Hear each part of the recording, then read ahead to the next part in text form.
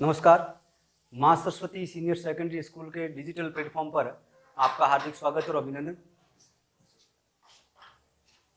गत वर्ष की भांति इस साल माँ Saraswati senior secondary school Marwar की प्रतिभाओं को तराशने के लिए एक बहुत ही शानदार, विलक्षण, अनुपम और अनुकरणीय कार्य करने जा रही है, जिसमें आगामी दिनों के अंदर माँ सरस्वती प्रतिभा खोज परीक्षा को लेकर के बहुत बड़ा आयोजन करने को हम जा रहे हैं। इसी को लेकर के हम पाठ्यक्रम के ऊपर विस्तृत चर्चा करने जा रहा हूँ। सभी विषयों का अलग अलग तरीके से पाठ्यक्रम बताया जा रहा है, जिसमें हिंदी विषय को लेकर के कक्षा 11वीं और 12वीं के संदर्भ में हम आज विस्तारपूर्ण चर्चा करेंगे।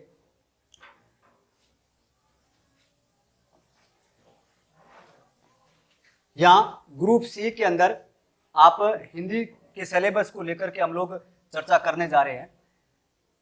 सबसे पहले हिंदी के पाठ्यक्रम में हम लोग देखते हैं कि वर्ण विचार आपको दिखाई दे रहा है, और वर्ण विचार में केवल और केवल वर्ण विचार और उसके आखिरी खंड के ऊपर हम लोग चर्चा करेंगे।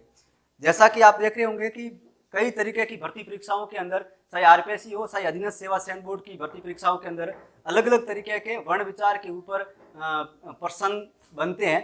हम उसी तरीके को कक्षा 12वीं के स्तर को ध्यान में रखते हुए वर्ण विचार के संदर्भ में प्रश्न बनाएंगे। शब्द विचार में केवल और केवल ध्यान ये रखना आपको कि उत्पत्ति के आधार पर शब्द के भेद और प्रयोग के आधार पर शब्द के भेद, और एक अंतिम में रचना के आधार पर शब्द के भेद को लेकर के ही हम लोग केवल और केवल इन्हीं के ऊपर है वो पढ़ने वाले हैं, और इसी को हम इसके ऊपर प्रश्न बनाने वाले हैं, और आपके इस एग्जाम के अंदर इसी के संदर्भ में प्रश्न आने वाले हैं। नंबर 3 की बात करें तो एक अपठित गद्यांश आएगा। क्योंकि आप जानते हैं कि कई ऐसी भर्ती परीक्षाओं के अंदर, जैसे रीट को देख लिया जाए, या पटवार है, ग्राम सेवक है, इत्यादि भर्ती परीक्षाओं के अंदर एक गद्यांश दे दिया जाता है, और उसमें से विभिन्न तरीके के व्याकरण की कोटियों के संदर्भ में ऐसा प्रश्न पूछे जाते हैं। तो उसको लेकर के हम लोग एक वैसा ही प्रतिरूप आपको इस माँ सरस्वती प्रतिभा खोज परीक्षा के अंदर आपको देखने को मिलेगा। एक अपठित गद्यांश, आपको ये गद्यांश है, अपठित गद्यांश आपको देखने को मिलेगा, और उसमें व्याकरण के संबंधित उपसर्ग, प्रत्यय, संज्ञा, सर्वनाम और विशेषण को लेकर के ऐसे प्रश्न पूछे जाएंगे। एक आपको अपठित गद्यांश दिया जाएगा, और उसमें से एक अलग अलग प्रकार के जो उपसर्ग, प्रत्यय, संज्ञा, सर्वनाम और विशेषण को लेकर के ऐसे प्रश्न बनाए जाएंगे, और उसमें से आपको गद्यांश को देख करके उसमें से आपको उत्तर देना होगा। आगे चलते हैं। संधि। संधि के अंदर स्वर संधि, व्यंजन संधि और विसर्ग संधि तीनों को लेकर के विस्तृत रूप से चर्चा आपको करनी पड़ेगी, पढ़ना पड़ेगा। कक्षा 10th स्टैंडर्ड तक संधि को लेकर के इसमें स्तर, संधि का जो स्तर है वो कक्षा 10 का लेवल का होगा। फिर समास की बात करें तो समास में आप समास के प्रकार, परिभाषा, समास अपने आप में एक बहुत ही विस्तृत पाठ्यक्रम प्रकरण है, जिसके अंदर आप देख रहे होंगे कि समास के भेद, पद प्रधानता के आधार पर समास के भेद, समास शब्द की उत्पत्ति और उनके प्रकारों के बारे में विस्तृत जानकारी प्राप्त करनी होगी, और उसी के संदर्भ में इस समास प्रकरण से प्रश्न आपके पूछे जाएंगे।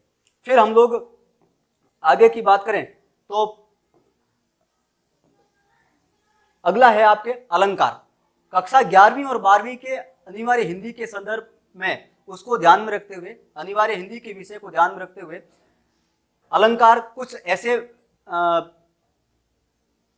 साहित्य को ध्यान में रखते हुए हमने इसको प्रकरण को साथ में सम्मिलित किया गया है। अलंकार, अनुप्रास अलंकार, यमक अलंकार, सलेश और उपमा, ये केवल इन्हीं के ऊपर आपको इनको पढ़ना है। बाकी इसके अलावा आपके सिलेबस में नहीं, उनको नहीं पढ़ना है। केवल आपको अनुप्रास अलंकार और यमक, सलेश और उपमा, इनको आपको विस्तृत तरीके से पढ़ना पड़ेगा। इसी के संदर्भ में आपके इस माँ सरस्वती प्रतिभा खोज परीक्षा के अंदर प्रश्न पूछा जाएगा। फिर है आपके अगला है शब्द शक्ति। प्यारे साथियों, शब्द शक्ति में अभिधा, लक्षणा और व्यंजना तीनों को दे दिया गया है। कक्षा 12वीं के अनिवार्य हिंदी विषय के अंदर ये आपके पाठ्यक्रम में है। इसी को ध्यान में रखते हुए यहाँ पर भी जो कक्षा 11वीं के विद्यार्थी है जो आगे जाकर के कक्षा 12वीं में बोर्ड क्लास का एग्जाम आगे देने वाले हैं, उनके लिए भी ये रामबाण रहेगा, जिसमें अलग अलग तरीके से प्रश्न उठा करके दे दिए जाएंगे सब शक्ति के प्रकार और उनके भेदों के बारे में, और प्रत्येक सब शक्ति से हो सकता है कि उसमें से अंदर से कोई प्रश्न वाक्य दे करके बता दिया जाए या पूछ लिया जाए। अगला है पारिभाषिक शब्दावली। ये आप जानकारी के लिए आपको बता दूं कि अलंकार आपके 2 अंक का कक्षा 12वीं बोर्ड के अंदर पूछा जाता है। सब शक्ति भी 2 अंक की आपके कक्षा 12वीं बोर्ड के अंदर आपके पूछी जाती है। पारिभाषिक शब्दावली भी 2 अंक की आपके कक्षा 12वीं के अंदर अनिवार्य हिंदी के अंदर है वो 2 अंक की पूछी जाती है। यहाँ पर भी इसी परीक्षा के अंदर भी आपके सभी जो है वो आप संधि, समास, अलंकार, सब शक्ति और पारिभाषिक शब्दावली आपके 2-2 अंक के सभी प्रश्न रहेंगे। प्रत्येक प्रश्न आपके एक प्रश्न 1 अंक का है तो 2-2 प्रश्न इसमें से पूछे जाएंगे। हम पारिभाषिक शब्दावली के अंदर चर्चा कर रहे थे। कक्षा 12वीं अनिवार्य विषय के अंदर इसको सम्मिलित किया गया है। 2 प्रश्न वहां पर भी आते हैं, यहाँ पर बहुविकल्पी प्रश्न के रूप में आपको देखने को मिलेगा। बोर्ड की परीक्षा के अंदर आपके एक बहुविकल्पी था और एक आपके रिक्त स्थान के रूप में आपको देखने को मिला था। यहाँ दोनों के दोनों आपके बहुविकल्पी है, क्योंकि जानते हैं कि ये परीक्षा पूर्णतः ओमार के ऊपर होने जा रही है और एक ऐसा अनुकरणीय पहल मां सरस्वती सीनियर सेकेंडरी स्कूल कर रही है। वास्तव में हम एक तरीके से मारवाड़ की प्रतिभाओं को तराशने का कार्य कर रहे हैं। पारिभाषिक शब्दावली आपके पूछी जाएगी। कई विद्यार्थियों के और कईयों के मन और मस्तिष्क के अंदर एक बात आ गई होगी कि पारिभाषिक शब्दावली है क्या। देखिए विद्यार्थियों, एनसीईआरटी की पुस्तक आपके नवीन हिंदी व्याकरण कक्षा 9 से 12 तक एक पुस्तक चलती है, जिसके अंदर सबसे अंतिम के पेज के अंदर कम से कम आपसे 100 से 200 आपके पारिभाषिक शब्दावली जो कार्यालय के संदर्भ में हो या अन्य के संदर्भ में, जहां पर आपके स्पेलिंग्स पूछी जाती है, उसका आपको मीनिंग बताना होता है, अर्थ बताना होता है, और या फिर आपके अर्थ पूछा जाएगा और उसकी आपको स्पेलिंग बतानी होगी। तो इसी के संदर्भ में आपके पारिभाषिक शब्दावली भी आएगी।